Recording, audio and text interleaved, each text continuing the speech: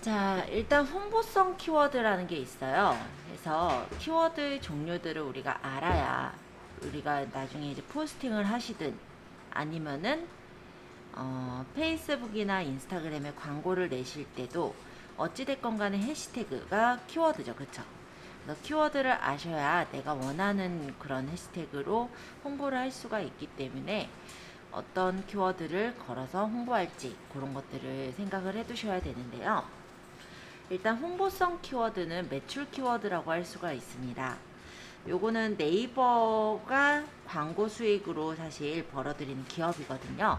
그래서 네이버에게 광고 수익을 가져다 주는 키워드라고 할 수 있어요. 그래서 우리가 무엇인가를 검색을 했을 때 파워링크가 먼저 노출되는 키워드들 있죠. 그런 것들이 홍보성 키워드라고 얘기를 합니다. 그래서 검색을 하면 제일 먼저 뜨는 게 파워링크가 뜨고, 그 다음에 이어서 비즈 사이트가 뜨고, 그 다음에 예를 들어 뷰가 뜨게 된다라고 한다면 이런 키워드가 이제 홍보성 키워드가 되겠죠. 일단 홍보성 키워드는 경쟁이 되게 치열한 편이에요. 그리고 내가 일단 올렸을 때 내가 만약에 블로그 지수가 낮다라고 한다면 상위에 노출되기는 좀 쉽지가 않은 키워드라고 볼 수 있겠습니다. 따라서 홍보성 키워드를 내가 활용하려고 한다면 어느 정도 최적화가 된 블로그에서 노출이 가능한 키워드라고 할 수 있겠어요. 예를 들면 이런 어떤 단어 단위로 되어 있는 키워드들이 홍보성 키워드라 볼 수 있는데, 허리디스크 또는 임플란트, 실손보험과 같이 이렇게 단어 단위로 되어 있는 키워드가 홍보성 키워드다라고 보이죠. 자, 일단은 제가 인터넷을 들어가서 한번 검색을 해볼게요. 자, 네이버를 열었고 여기다가 예를 들어서 실손보험이라고 쳐보겠습니다. 자, 실손보험이라고 적고 검색을 해보면 처음에 뜨는 게 파워링크, 그 다음 뜨는 게 비즈사이트, 그 다음 뷰탭. 아까 말씀드린 대로 이렇게 파워링크, 비즈사이트, 뷰탭 순서로 뜨죠. 그리고 여기 뷰탭에서도 보시면 광고가 이렇게 떠 있는데, 이 광고는 뭐냐면 우리가 블로그의 일부 어떤 게시글을 광고하는 게 네이버 광고에 있어요. 그걸로 이제 광고가 들어온 경우가 이렇게 광고라고 떠 있는 거예요. 그러니까 이런 키워드는 네이버에서 이 네이버 자체가 매출을 일으키는 요인 중에 하나가 이 파워링크라든지 광고 수익이거든요. 그런 광고 수익을 얻게 하는 그런 키워드가 바로 이런 홍보성 키워드다라고 하시면 되겠고요. 경쟁이 매우 치열합니다. 요즘은 이게 몇 건 나온다 이렇게까지 보이진 않다 보니까 더 정확하게 보여드릴 수는 없겠지만, 굉장히 보시면은 좀 치열하게 광고가 올라오고 있는 걸 볼 수 있죠. 자, 홍보성 키워드 중에서 혹시 병원 관련된 키워드를 쓰실 분들은 그거는 좀 위험군 키워드에 속해요. 위험군 키워드는 라이센스가 없는 사람이 해당 내용을 작성하는 것 자체를 금하고 있는데요. 영리 목적의 환자 알선 소개라든지 유인의 경우, 또 의료법인, 의료기관 또는 의료인이 아닌 경우에 의료 홍보하시는 경우들 있죠. 치료 전후 사진을 이용한 의료 홍보, 이런 것들은 홍보성 키워드에 해당이 됩니다. 그 중에 이제 위험군 키워드에는 여기 이제 블로그에 적어놓은 내용을 보자면 이런 안내 및 조치 사항들이 있어요. 그래서 이런 의료법 위반 가능성이 높은 게시글에 대해서는 지금 네이버에서도 이렇게 막고 있다라는 게 보여지죠. 자, 그 다음 고단가 키워드. 요거는 이제 의료 쪽은 아닌데 맛집이라든지 다이어트와 같은 홍보성 키워드들이라고 보시면 되겠죠. 그래서 라이센스랑은 관련이 없지만 네이버가 고단가 키워드로 분류한 키워드가 바로 홍보성 키워드라 할 수가 있겠고요. 파워링크가 많은 키워드이며 최적화가 아닌 블로그가 작성했을 때 알고리즘에 의해서 블로그의 지수가 하락할 수 있는 키워드가 고단가 키워드라 할 수 있겠습니다. 그럼에도 우리가 꼭 작성해야 되는 경우라고 한다면 최대한은 사진이나 영상을 포함한 개인의 경험을 담도록 해주시는 게 중요하겠죠. 그러면 우리가 노려야 되는 키워드는 어떤 키워드냐? 아직 우리 블로그 지수가 낮은 상태이기 때문에 우리 블로그 지수가 낮을 때 블로그의 지수도 올리면서 홍보가 그래도 될 수 있는 키워드는 정보성 키워드라고 할 수가 있겠어요. 일단 홍보를 목적으로 하는 게 아니라 말 그대로 정보 제공이 목적인 키워드가 바로 정보성 키워드라고 하고요. 일단 이런 키워드는 네이버의 광고 수익과는 관련이 없죠. 그러다 보니까 네이버에서 되게 좋아하는 키워드들이기도 합니다. 최적화 블로그가 아니더라도 일단은 경쟁률이 그만큼 세지 않기 때문에 조금만 노력하시면 상위 노출을 할 수 있는 키워드라고 볼 수 있겠죠. 그리고 정보성 키워드로 포스팅을 많이 했을 때는 블로그에 대해서 정보가 좋은 블로그구나 이렇게 생각을 하는 경우가 많다 보니 블로그의 지수가 상승하고 이런 정보성 키워드들은요 보통 검색을 해보면 파워링크가 없이 바로 뷰탭이 보이는 키워드들이 정보성 키워드라고 할 수가 있겠어요. 아까 실손보험 찾았을 때는 앞에가 파워링크가 뜨고 그 다음에 여기 이제 비즈 사이트가 뜨고 그 다음 포스팅도 광고가 이렇게 먼저 뜨잖아요. 요런 키워드였던 반면에 예를 들어서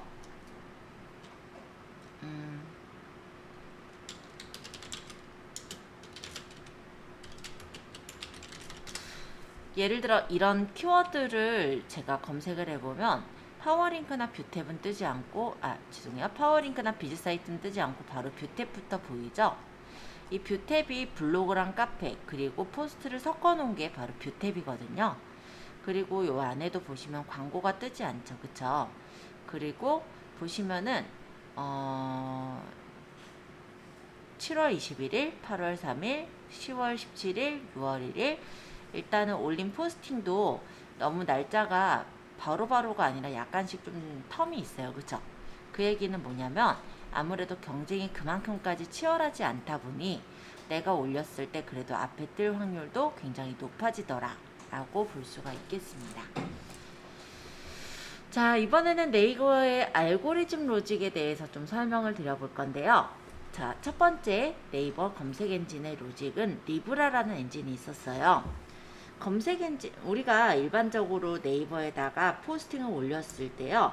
그 글들을 1등으로 놓느냐, 2등으로 놓느냐, 3등으로 놓느냐는 네이버 직원이 올리는 게 아니고요. 실제로는 로봇이라고 하는 소프트웨어, 즉 크롤러라는 어떤 소프트웨어가 정보를 긁어서 그것들에 대해서 어떤 기준에 따라, 그러니까 알고리즘에 따라 순위를 매겨서 올리는 거라고 보시면 돼요. 그렇기 때문에 우리가 네이버의 알고리즘이 지금 현재 어떻게 돌아가고 있는지는 좀 알아두셔야 되는데, 예전에 알고리즘에 리브라 엔진이 있었어요. 이 리브라는 지금은 크게 신경 쓸 건 없습니다. 예전의 로직이거든요. 예전에는 우리 보면 블로그를 꾸준하게 매일마다 쓰면 좋다 뭐 이런 얘기들을 많이 들어보신 적은 있었을 거예요. 그게 원래부터는 이 리브라 엔진서부터 나왔던 그 말이라고 보시면 돼요. 요즘은 뭐 물론 꾸준히 잘 적으시면은 좋기는 하지만 그렇게까지 크게 역할을 하지는 않아요. 자, 이 당시 리브라 엔진은요, 무작위로 내가 그냥 꾸준하게 글만 쓰면요, 그냥 글이 잘 적혀지는 블로그 이렇게 생각을 해서 앞에 잘 띄워줬었거든요. 그래서 업체들이 그 당시는 이제 매크로를 돌려서 자동으로 아무 글이나 쓴 후에 최적화가 되면 판매를 하곤 했죠. 그래서 이 당시 이제 검색을 해보면 진짜 좀 엉뚱한 단어들, 엉뚱한 글씨들 이런 것들이 좀 많이 나오는 것도 아마 겪어보신 적은 아마 있었을 것 같아요. 자, 이때 만들어진 최적화 블로그는요, 아직까지도 그래서 수백만 원에 거래되고 있을 정도로 인기 있는 그런 블로그가 되기도 합니다. 근데 이때 이제 네이버 검색 엔진의 1세대 로직인 리브라의 경우가 2015년까지의 경우고, 현재는 이 엔진을 쓰고 있지는 않아요. 그러면 현재는 어떤 엔진을 쓰냐면 2016년부터 돌아갔던 엔진이 C랭크 알고리즘. 자, C랭크 알고리즘은 좋은 신뢰도에서 좋은 글이 나온다라는 것을 알려줬던 그런 알고리즘인데요. 문서 자체보다는 해당 문서의 출처인 블로그의 신뢰도를 평가하는 알고리즘이었어요. 그래서 아무 글이나 올렸던 리브라 엔진에서 이제 조금 더 많이 정밀화된 알고리즘이 됐다고 보시면 돼요. 그래서 한 분야에 대한 전문성을 담은 글을 상위 노출시켜주겠다라는 의미를 갖고 있고요. 그러나 모든 광고가 이 부분에서는 소위 파워블로그들한테 몰리게 됐죠. 그래서 파워블로그의 전성시대가 열리게 됐던 게 바로 이 C랭크 알고리즘이 도입됐던 그 부분입니다.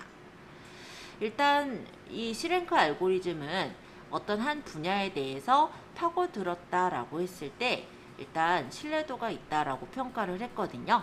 근데 내가 오래전부터 파고든 사람과 얼마 전에 올린 사람이라고 했을 땐 당연히 오래전부터 파고든 블로그가 더 좋다라고 생각을 하고 거기 있는 블로그들만 먼저 보여줬던 거예요. 그러다 보니 파워블로그한테 그 광고가 모두 몰려지게 됐었던 거죠. 즉 좋은 퀄리티의 글을 쓰더라도 그러니까 최근에 만든 블로그 글보단 오랜 기간 동안 글을 써왔던 블로그의 글을 우선 노출시키는 알고리즘이었고요. 그러다 보니 블로그를 시작한 시간이 짧으면은 노출을 받지를 못했었어요. 그래서 블로그는 일단은 얼마나 오래전에 잘 만들었는지 그런 것도 조금 채점사항은 되지만 그 부분에서 좀 많이 차별이 당해졌던 그런 알고리즘이 C랭크 알고리즘이라 보시면 돼요. 그래서 그걸 보완하기 위해서 만든 3세대 로직이 다이아 로직입니다. 출처의 신뢰도를 검색 결과 랭킹에 반영하는 C랭크를 보완하기 위한 문서 자체의 경험과 정보성을 분석해서 랭킹에 반영해주는 그런 로직이 적용이 됐죠. 현재는 이 C랭크 알고리즘이 기반이고 다이아 로직이 뒷받침하고 있고요. 다트까지 만들어서 이 세 가지 로직이 같이 운영되고 있다라고 보시면 돼요. 그래서 이 다이아 로직은요, 선호도예요. 네이버 데이터를 기반으로 해서 키워드별 사용자들이 선호하는 문서에 대해서 점수를 매겨서 그걸 랭킹으로 반영을 한 건데요. 네이버 검색을 한 사람들이 좋아하고 오래 읽을 수 있는 퀄리티가 높은 글을 상위에 노출시키는 그런 로직이었죠. 그래서 C랭크 알고리즘은 아예 리브라를 대체를 했던 로직이었다면 이 다이아 로직 같은 경우는 C랭크를 보완해주는 로직으로 지금까지 같이 이어져 오고 있습니다. 그래서 이 다이아 로직은 구체적으로 문서 주제의 적합도나 경험 정보, 어떤 정보의 충실성, 문서의 의도, 독창성, 적시성 이런 요인들이 복합적으로 반영되고 있다라고 밝히고 있습니다. 그리고 최근에 만들어진 로직이 바트라는 로직인데요. 요거는 이제 사용자의 의도까지 파악하겠다라는 거예요. 그래서 우리 그냥 선호도라는 부분까지 이루어졌던 게 다이아 로직이라면 그거를 세부적으로 좀 더 분석을 합니다. 그래서 이용자가 예를 들어서 뭐 맛집이라는 검색어를 쳤다라고 한다면 어떤 상황하고 어떤 맥락에서 그 정보를 찾게 됐을지, 그리고 웹문서를 먼저 볼까 이미지를 먼저 볼까 이런 것들을 종합해서 검색 결과를 구성하는 게 이 바트 로직이라고 할 수가 있겠죠. 자, 네이버는 결론적으로는 검색 엔진이잖아요. 이 검색 엔진의 본연의 의무는요, 사람들이 선호하는 좋은 글, 그리고 같은 주제로 전문적인 어떤 글을 써온 그런 글들이 사람들한테 신뢰성이 있다라는 걸 알아요. 그래서 엉뚱한 쓰레기 글들을 보여주기보다도 이런 글들을 상위 노출시키려고 노력하는 그런 알고리즘을 계속 만들어내고 있습니다. 뭐 단순화해서 얘기를 해본다면 일단은 C랭크 로직은 어떤 신뢰도, 즉 전문성이 좀 중요하죠. 내가 만약에 어떤 분야에 대해 글을 쓴다면 너무나도 다양한 분야에 대해 글을 쓰지 마시고 어떤 분야에 맞는 쪽으로 블로그를 운영해 나가시는 거예요. 그랬을 때 블로그의 전문성, 즉 신뢰도가 생기게 되고요. 다이아 로직에 따라서는 이 검색자들이 선호도를 따집니다. 그래서 이 글이 어떤 경험이나 정보, 의견을 잘 담고 있나 이런 것들을 파악을 해주죠. 그리고 블로그 지수도 중요해요. 왜냐하면 내가 신생 블로그라고 했을 때는 블로그 지수가 낮아요. 그렇게 되면 내가 만약에 로직을 잘 지켜서 혹시 상위 노출이 그래도 빨리 되었더라고 하더라도 상위에서 머무르는 시간이 그렇게 길지가 않을 겁니다. 그렇다면 블로그 지수가 어느 정도 빠방하게 갖춰졌을 때는 그때는 이제 내가 검색 엔진에 글을 적더라도 그게 이제 상위 노출이 돼서 오랫동안 남아있을 수가 있게 돼요. 그래서 그런 부분들까지 따져서 생각했을 때는 일단 꾸준하게 블로그 글도 좀 적어서 지수도 높여주시는 게 좋겠죠. 자, 이 위쪽에 있는 게 C랭크 알고리즘에 대한 구성이고요. 이 밑에 있는 게 다이아 로직에 대한 거예요. 지금 보시면 맥락과 내용 그리고 연결된 소비 생산을 섞어서 이제 출처의 신뢰도랑 인기도를 파악하는 그런 로직이 C랭크 알고리즘이었고, 다이아 로직 같은 경우는 일단 C랭크가 높으면서도 좋은 문서인지 이걸 따져보는 거예요. 그래서 이 C랭크가 높고 좋은 문서라면 상위 노출을 시켜주지만, 만약에 C랭크가 높지 않는 그런 출처, 즉 어떻게 보면은 신생 블로그들이라고 하더라도 좋은 문서라고 한다면 상위에 노출시켜주자 라는 로직이 다이아 로직이라고 보시면 되겠죠. 자, 결론적으로 말씀드리면 얼마 전에 저희가 키워드를 조회를 해보셨을 거예요. 그래서 정보성 키워드랑 세부 키워드들을 우리가 파악을 하시고 그걸 적절하게 조합을 합니다.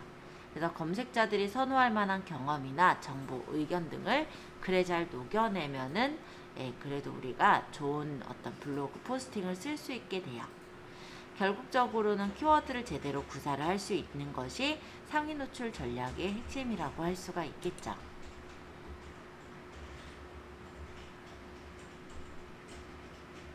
자, 요거는 이제 키워드 유입 전략과 매력적인 제목을 지어야 된다라는 부분인데요.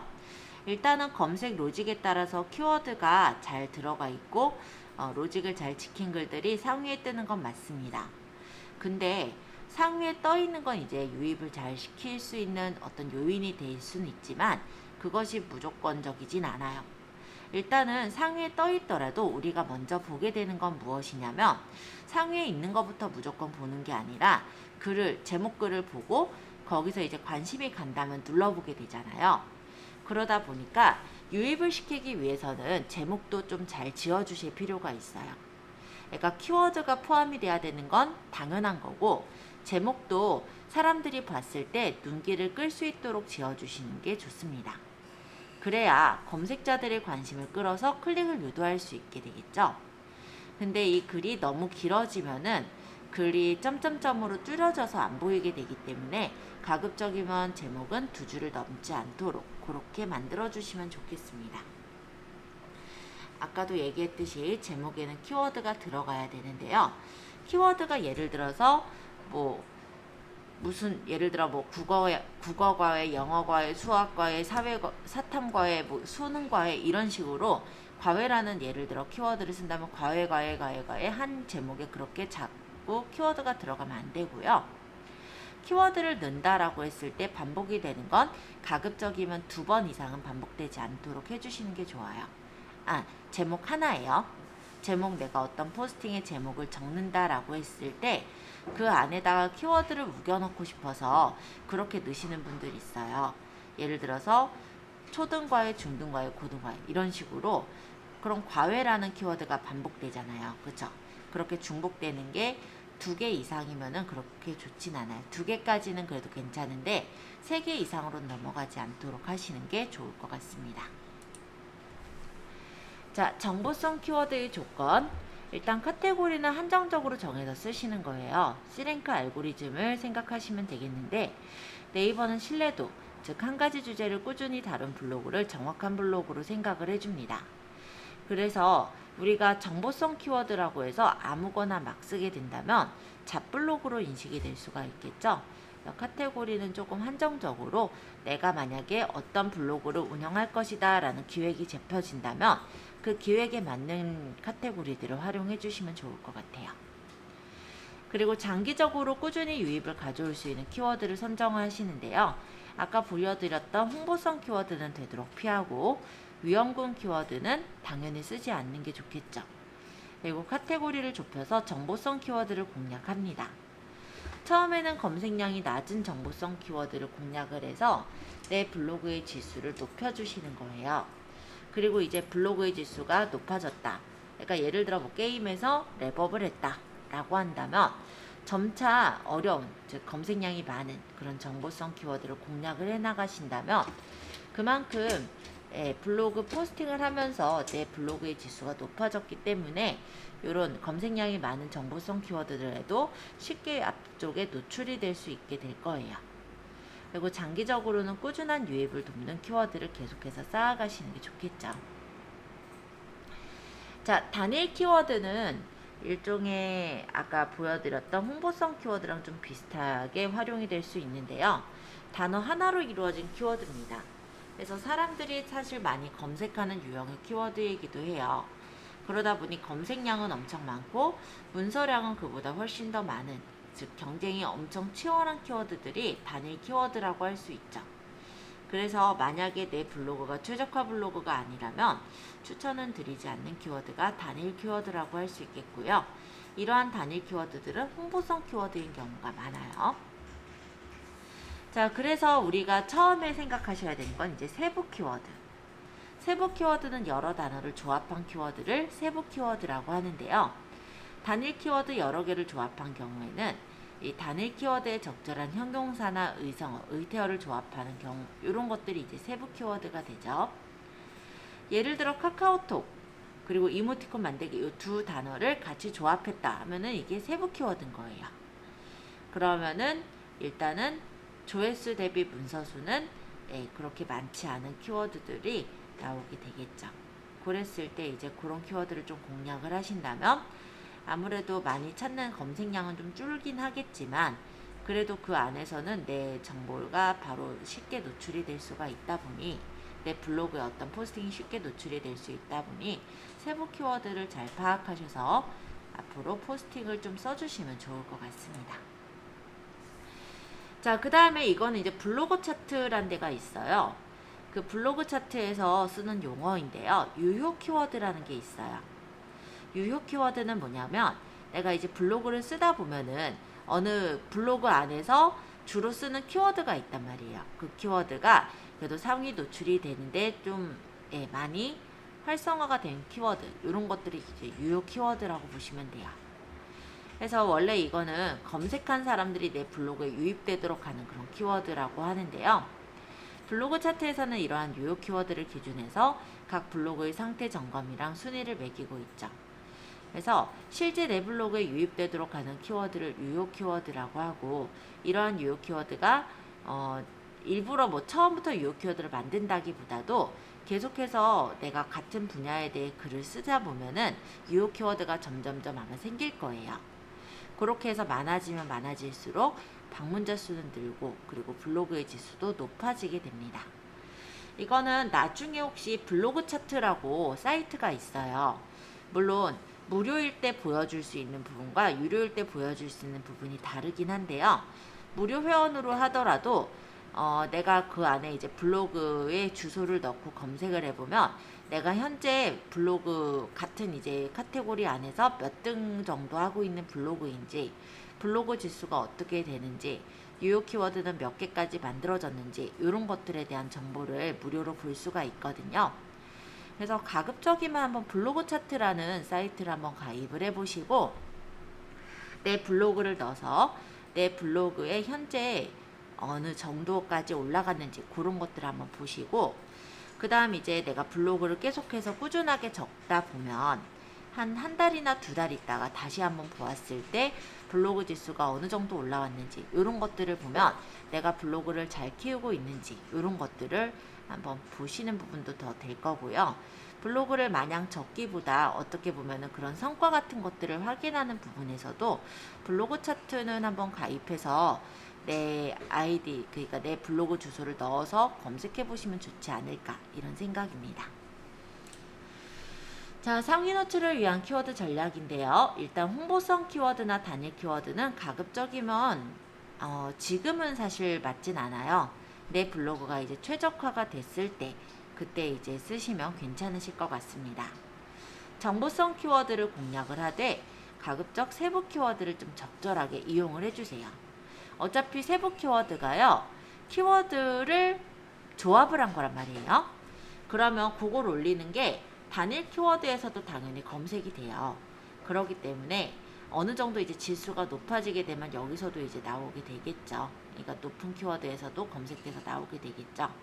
그래서 세부 키워드를 적절하게 이용하시면 괜찮으실 것 같습니다.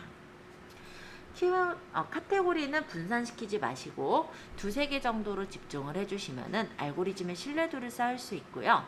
비교적이면 검색량이 적은 키워드를 공략하시라고 했죠. 그래서 해당 카테고리의 신뢰도를 쌓는 것이 장기적으로는 블로그 지수 상승과 상위 노출에 큰 힘이 되시고, 또 유효 키워드를 전략적으로 쌓아가는 방법이 되기 때문에 그런 부분까지 생각하셨을 때는 이런 상위 노출을 위한 키워드 전략을 좀 지켜주시면 좋을 것 같아요. 자, 일단 여기까지 해서 첫 번째 제가 요거 저번 시간에 나눠드렸던 키워드 도구에 대한 PPT는 모두 설명이 끝났고요. 조금 쉬었다가 지금 44분이니까 다음 PPT 들어가기 시간이 조금 애매해요. 그래서 약간만 쉬었다가 이따 10시 55분에 들어갈게요. 10시 55분에도 제가 기본적인 이론적인 부분들을 좀 얘기를 해야 돼서 그 PPT 내용 한 번 더 얘기하고 아마 12시쯤에는 가벼운 실습을 하나 해볼까 합니다. 자, 일단 조금 쉬셨다가요. 55분에 계속 진행하도록 하겠습니다.